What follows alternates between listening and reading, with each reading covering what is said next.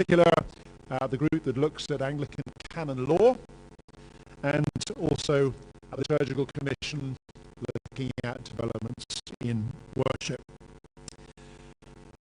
And then again on Thursday is the time when it's ecumenical dialogues that have been going on over recent years, and a number of people will present on those dialogues at that time. And members, I put links to all the pieces of work related to Iascufo on the ACC website on the micro-link there. So you can find the reports, and in particular our reports to the ACC, which you should have there, which hopefully some of you will have read. So that's a little introduction to. First of all, this afternoon, I want to introduce to you what we have been working on over recent years, and to explain where they came from, what they are, and to commend them to you as part of our work. So I'm going to hand on to the Director of Unity, Faith and Order, Christopher Wells, who is going to introduce them.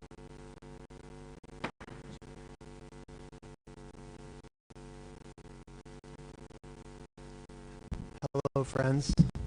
Nice to be with you about ecclesiology right after lunch. Isn't that exciting? It is, exactly.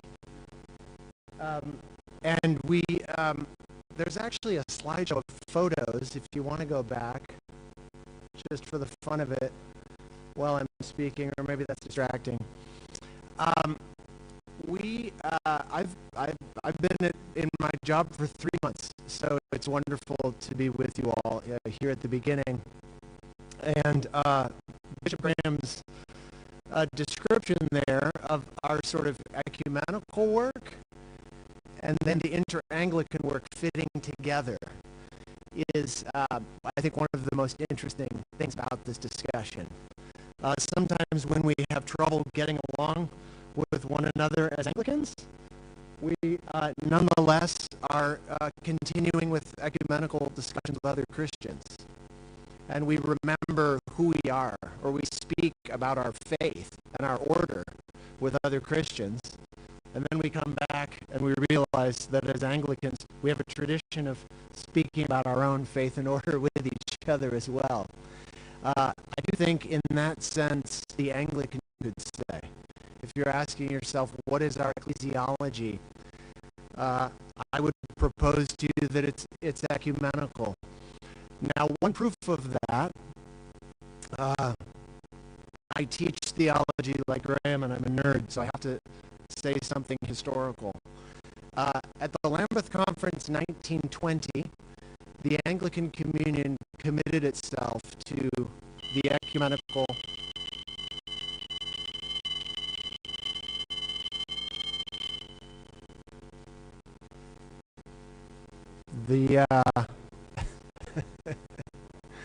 was that the Holy Spirit?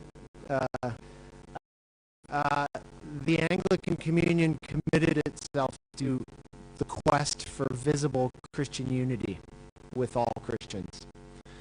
And if you look back at what they said there, it feels very contemporary, I would say. They say our call is to communion with one another and with other Christians, and we want to be more than a mere federation. But they said we're not exactly sure what that means or how to do it. In many ways, we're having the exact same discussion now. Every Lambeth conference since 1920 has reiterated the commitment to full visible unity, and many ACCs have committed to that same phrase, full and certain but important gospel work. And our main focus for this session, as Graham said, is going to be the Inter-Anglican discussion on the theory that speaking with one another, making sure we're listening to one another and finding space for one another, and that's a critical part. And is there a time sometimes to give extra attention to the space question? so that we know that there's room for everyone in the communion.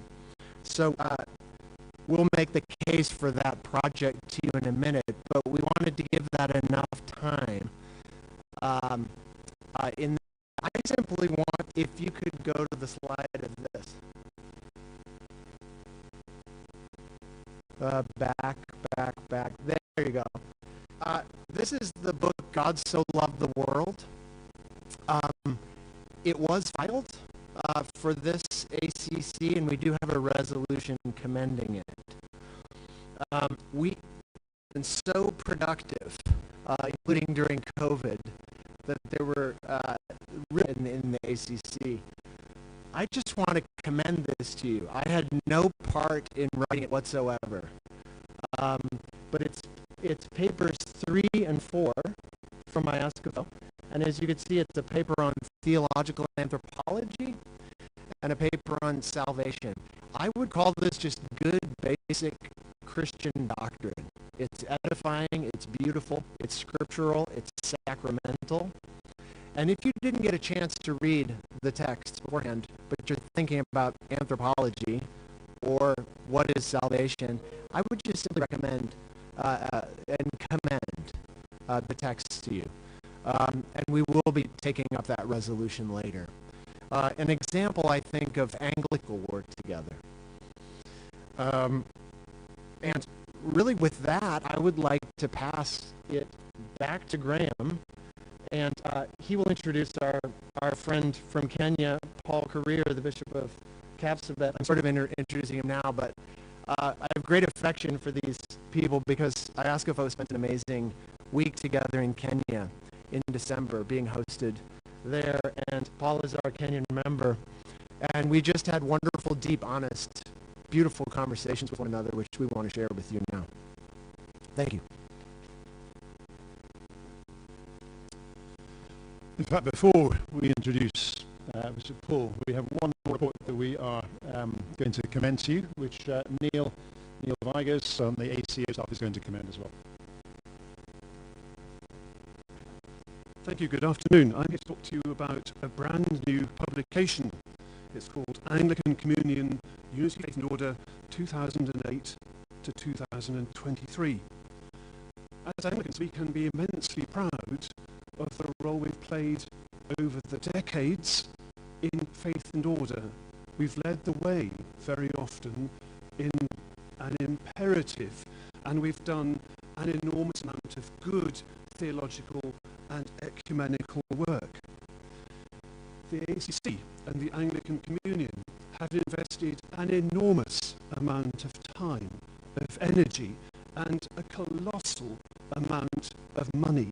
And we continue to pour money from the ACC funds into faith and order work because it's part of the constitutional mandate of the ACC. And more importantly, as Anglicans, we believe that God calls us to unity.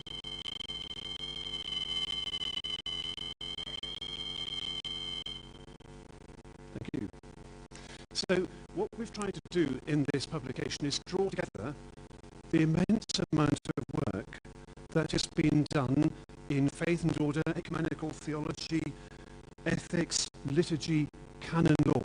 All these things that comprise the shape and the form of our unity as Anglican, the other churches of the world who make up the ways to learn who we are as Anglicans, is to read the ecumenical agreed statements, because there we find not just a description of our partners in dialogue, but also of ourselves. So it's a deep and rich resource for all Anglicans to enjoy. But there's a problem, which is the loss of memory with the passing of the years. Membership of bodies changes very fast. Things that were well known, even the Anglican Communion Covenant, rapidly become forgotten, and people have never has created something that harvests an immense amount of work into one place. It's not a book, it's a living electronic text. It's full of hyperlinks. And it means you don't have to go searching on a website and all sorts of odd corners to find a summary of Anglican faith and order life. It's all there in one place. And on the microsite, you'll find very easily this publication. It can also be kept up to date very easily.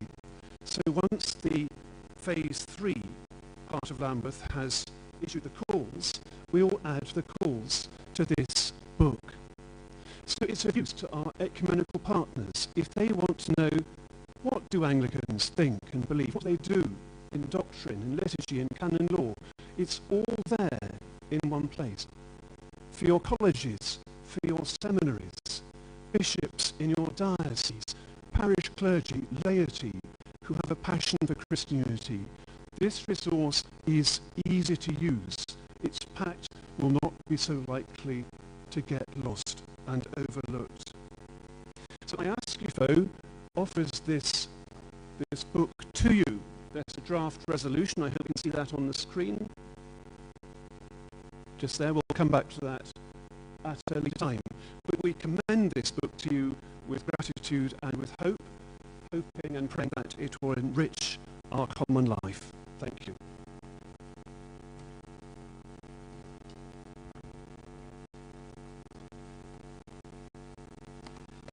Thank you, Christopher and Neil. We're going to come on to the main item of our business this afternoon for this particular session, which is one on which we really want your wisdom. And that is a project that emerged from our discussions when we gathered together in December in Kenya a little while ago. And we want to present this piece of work that we are hoping to do or offering to do for your advice, wisdom, and direction as we do that. So I'm going to invite my colleague and friend, Bishop Paul Korea from Bishop Kapsabet in Kenya. And we're going to do this as a kind of dialogue, a little conversation, if you like, between us as we take this forward. So, does this thing work? Does that work? Do we have a microphone, this one? Are we able to turn it on? There it is, good. Yep.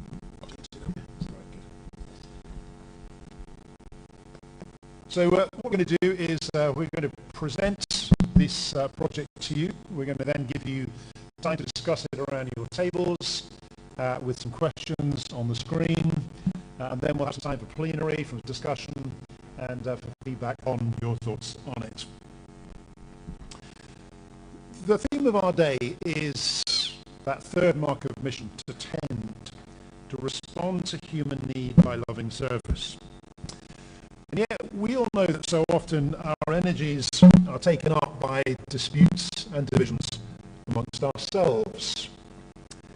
In order to serve others, we need to address our internal to the task of loving service in the name of Christ. That's, if you like, a negative way of putting it. A positive way of putting it is to say that when we serve others in the name of Christ together, that is so much more powerful as a witness that we do it alone. And so attending to our unity as a communion is one of the chief tasks that we have, and particularly on Iascufo, it's one of the key tasks that we have. In fact, it is one of our mandates to deepen the communion of the churches of the Anglican communion. And in our present 5-year term, we've been charged by 2 Secretary Generals, no less, to help discern the vocation of the Anglican communion through careful theological research and writing. And to research and to describe what is our calling as a communion, and not just as a collection of autonomous independent churches. And that invites us to hold together Anglican ecclesiology, our doctrine of the church, and our ecumenical thinking at the same time. And of course we do this at a very challenging time for all churches, and in fact in our world, as Archbishop Justin described on Sunday and yesterday. So to be here, we hold you as you see, and we stand before you in respect and humility. Thank you so much, Your Grace, my Archbishop Jackson, for sending me to Iascufo of the Anglican Communion. What a tough task. And if it was the way we are quiet and silent outside there, we would say thanks be to God. And so what we can only say here is to say, so help us God. When Bishop Cram was testing the microphone, he reminded me of this clergy in Kenya who tested the public address system in the morning, and as an Anglican, he knew that he needed to apologize to the congregation. And so when he stood, he said, I want to apologize before we begin the service. Anglicans know it from the beginning. And they knew the priest was going to say, the Lord be with you. And the response was, and also with you. So he started by saying, there is something wrong with this microphone today. And people said, and also with you. So please, if there is anything, it's not as... Iascufo was created in 2008 from two different bodies: the Inter-Anglican Standing Commission on Ecumenical Relations, the Inter-Anglican Theological and Doctrinal Commission, and the Windsor Continuation Group. These bodies were wisely combined together. Faith and order, if you like, belong together. The faith of Christians flourishes in and is articulated by the church. Conversely, the unity of the church is based on her common profession of the one faith. So in Iascufo, we do the same. We hold together these twin tasks of theological inquiry on behalf of the wider communion, with overseeing the ecumenical work of the communion, and in which we are offering to do for the ACC and the instruments of communion at the suggestion of the Secretary General, Bishop Anthony, and following several prompts from Archbishop Justin as well. And the task presented to us involves reflecting theologically on the calls of the Lambeth Conference concerning structures of decision-making in the Anglican Communion.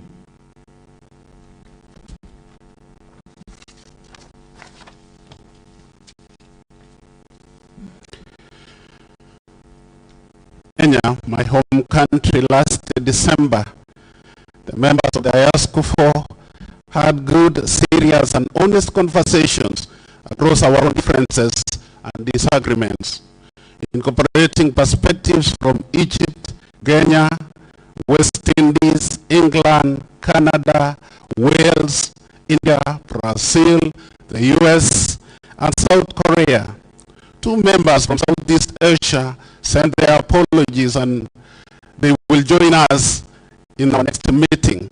In our conversation, we quickly agreed that all Anglicans, indeed all Christians, are called by God to consider carefully and prayerfully what communion, koinonia, means.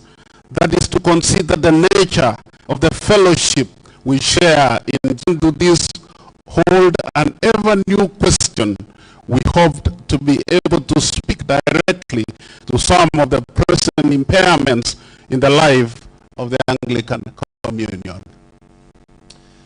So given that we share a common baptism and a family history in our heritage as Anglicans, why is it that we sometimes find that our disagreements prevent us from sharing the Eucharist together? And all the fruits of the Spirit, what if from time to time our disagreements seem to demand distance from one another for a while? Given that all Christians are called by God to walk together, synodos in Greek, a shared synodical life, must we always walk alongside each other or at the same speed? Is it possible sometimes to walk together at a distance? If it is, how do we do that well? Now, in some ways, these are troubling questions that we have to ask, but we have to ask them. is telling the truth to each other is a demand of the gospel, we don't need to fear that facing these questions can't lead to new light. To avoid as much as possible the tight centralization on the one hand and loose federation on the other. Because of this, it seems clear that we need to allow one another space to speak and think differently without letting go of our call by God to interdependent life, our call to communion. Within this framework, we can address the fractures of the last 2 decades. Now, as we all know, several churches have absented themselves from the instruments of communion for over 15 years in protest at other churches, amongst us, who have changed their teaching and practice regarding marriage and sexuality. And some churches have faced what we call the consequences that excluded them from decisions about our polity or from representing the communion ecumenically. The Church of England's recently concluded General Synod raises even more difficult questions about these same subjects. Meanwhile, Anglicans continue to think about our structures and the instruments of communion. Recalling that each instrument emerged at a particular time, it is not inappropriate to ask how the Lord may be leading the Anglicans in general to consider new ways and means of speaking to one another, as Archbishop Justin emphasized in his presidential address on Sunday. On all of these points, the Global South Fellowship of Anglican Churches has expressed a keen interest to encourage the communion to consider afresh questions of faith and order, with which Iascufo is principally concerned. Archbishop Justin has been reminding us that the instruments of communion have developed over time. They are never fixed in stone, they have evolved.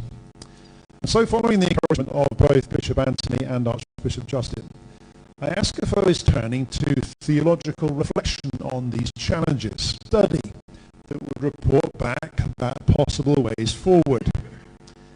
And the short paper that we have submitted to this ACC sketches something of an apologia for the project.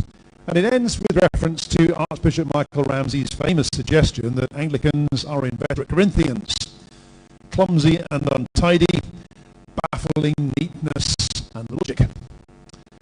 For we are sent, wrote our Christianity, but rather by our brokenness, to point to the universal church wherein all have died. I ask for women to reflect more on this Corinthian pattern of the church, a pattern, of course, not unique to Anglicanism. For now, it may be helpful to note just 2 fruitful themes in 1 Corinthians. First, listening.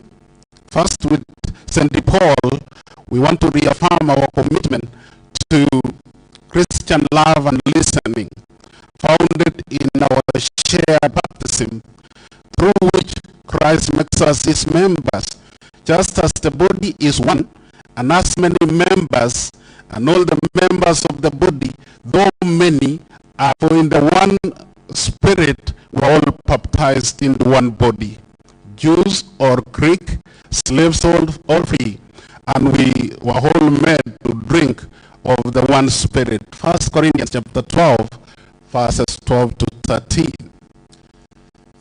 But then alongside that commitment to unity, at the same time, Paul is able to express directly and honestly the divisions in the Corinthian church, calling a spade a spade. Some were following Paul, some were following Apollos, and some others Cephas. Their fundamental unity was endangered. And now, of course, Paul notes that Christ cannot be divided. He says that in 1 Corinthians 1:13. But even though Christ cannot be divided, his disciples can be. And at these times of difficulty, of division and contest, of differentiation by another name, so Paul is able to somehow contain them within God's gracious providence. For this is how that we wrestle together on the way to a resolution. Through difficulties, God forms us in patience, love, and faithfulness. And as Paul puts it in chapter 11, only so will it become clear who among you are genuine, in that striking psychological insight. And that is, all are called to carry their own load. All are called to say yes and to leave everything to follow Jesus. And the church finally is called to a common profession of faith and shared order. And in this way, along a common path of formation and counsel, we learn to wait for one another, as Paul urges at the end of chapter 11, when he says, so that when we come together, it will not be for our condemnation. And so as we follow this keenly and prayerfully, we find in St. Paul's advice to the Corinthians words that might encourage our Anglican family. To reaffirm our shared unity in Christ, who claims us in baptism and in faith. B, to name our divisions honestly and wisely and with charity or charitably. C, to praise him to a deeper, full communion with him and with one another by working patiently to overcome divisions in God's good time. Along the way, we need to avoid coercion and to give one another freedom to speak the truth in love and find ways to live and work together at a distance that are professional and perhaps varying. Way to the New Jerusalem, it is not so surprising that one group travels at a different pace than another or takes a slightly different route. Some may feel others have wandered from the path altogether anyway, but we should still seek and pray to arrive at the one visible unity of the one church for which Anglicans have so long prayed and worked with many other families of Christians. And so, building on the idea of good disagreement that Archbishop Justin has been calling us to in recent years, Iascufo is proposing to do some theological and historical and ecumenical work on what we are calling good differentiation. Now, we already have a level of differentiation among our communion, with the emergence of GAFCON, the Global South Fellowship in the future. And yet, so often in the past, such differentiation has happened in an ad hoc, sometimes led to acrimonious relations. If we need to walk together at a distance sometimes, to respect each other's conscience, how can we do this in as theologically responsible, charitable, and Christian way as we can? How can we do this well? Can we do good differentiation as opposed to bad differentiation? Are there models from history, from other churches?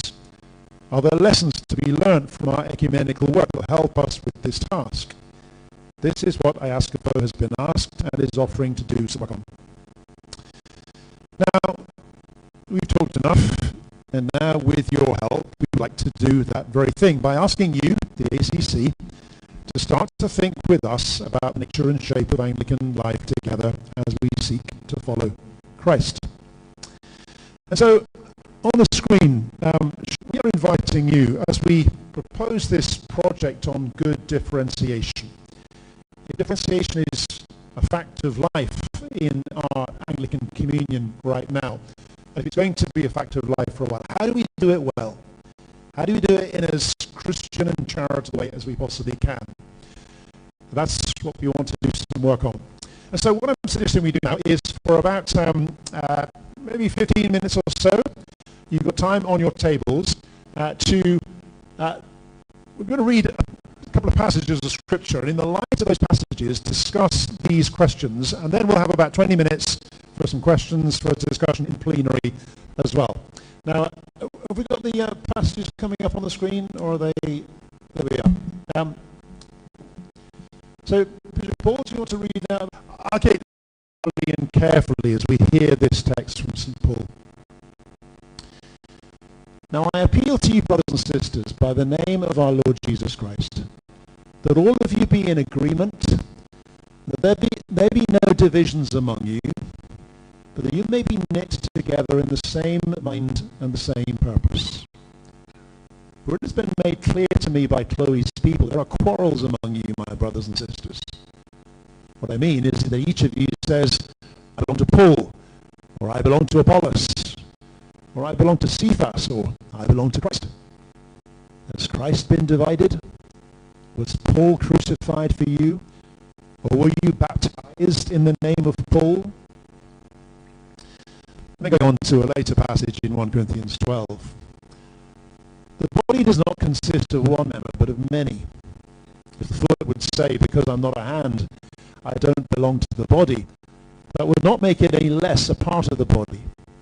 And if the ear would say, because I'm not an eye, I do not belong to the body, that would not make it any less a part of the body. If the whole body were an eye, where would the hearing be? If the whole body were hearing, where would the sense of smell be? But as it is, God arranged the members of the body, each one of them as he chose. If all were a single member, where would the body be? As it is, there are many members and yet one body. The eye cannot say to the hand, I have no need of you, nor again the head to the feet, I have no need of you. We think less honourable, we clothe with greater honour, and our less respectable members are treated with great respect, whereas our more respectable members do not need this. But God so arranged the body, giving the greater honour to the inferior member, that there may be no dissension within the body, but the members may have the same care for one another. If one member suffers, all suffer together with it. If one member is honoured, all rejoice together with it. So there are our three questions. What do those passages say to us about unity and diversity, about weakness and strength, or the weak and the strong? Can you think of examples of taking and giving space, enable new listening and deeper bonds of friendship? What potential risks does this involve? And then the last question, is some form of differentiation desirable or even inevitable in our current context? So can I urge you just to take the next 10-15 minutes to discuss those questions. You can start with any of them. You don't have to work your way through all of them, but turn to each other on the tables, talk about them, and we'll gather together again in about 15 minutes or so for some further discussion in plenary.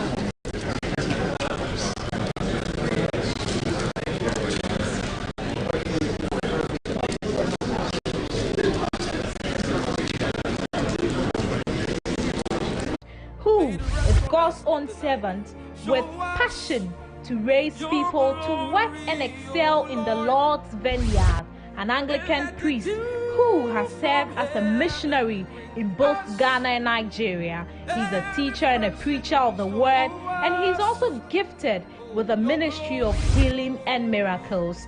Tune in every Tuesday at 1 p.m. with your hearts and expectations here on Adwa TV and across all our social media platforms. Be interactive and expect God to do something new in your life. The Do, it's all about Jesus Christ.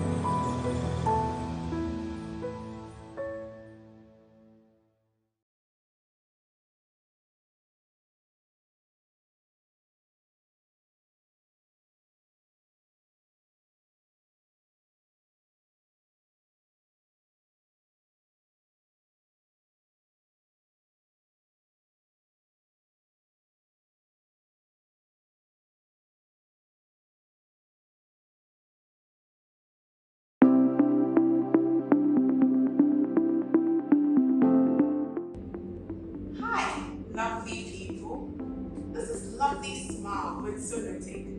I am Dr. Ifeomani, your dentist, and we are proud to announce that Sonotic Dental is 1 year old. Hooray! Nyankopɔn ase na dunti ɛkɔyɛ bi sɛ Nyankopɔn ma ehyia fidie so sɛ Nyankopɔn ase ma ɛma nkwa ɛma so bie ɛnya so bi ase Seventh-day Pentecost Assemblies ehyia wɔ ɛsrɛ so Kumasi Nyankopɔn akɔ amuhumi Robert Nkofuru Junior a nsɛpɛ a bɛka ne bia me sakra so Nyankopɔn mmra Yesu mu gidie ɛfa bi ma ya yɛwɔ hwehwɛ how bebrebe na asie ma mu fitete nkɔso ba yi nyinaa twɛnum obiara ka ɛbrada ayɛ Tuesday 8:30 to 9 p.m. As I told Friday 7:30 to 8 p.m. And to my dear so, you are the telephone number by Tuja. I'm a be so afraid. You have something to put me. I say, we are paying by Bompo. We be a corner at all. I'm on the Akasa. And you actually see who's at the chakra, series at the chakra, in a number of